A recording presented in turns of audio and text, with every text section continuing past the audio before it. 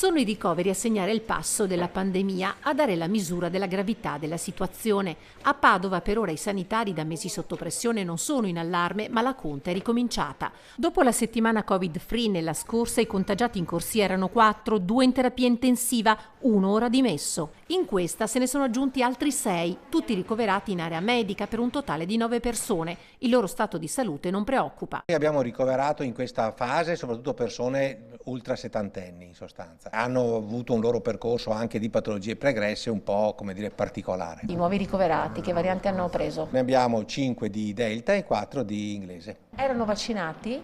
Abbiamo 4 persone che non sono state vaccinate, le altre 5 sì. Con che cosa sono state vaccinate? 3 persone che sono state vaccinate con il Sinovac, che è il vaccino cinese, e altre 2 con il Pfizer. Ovviamente non qui, in Italia.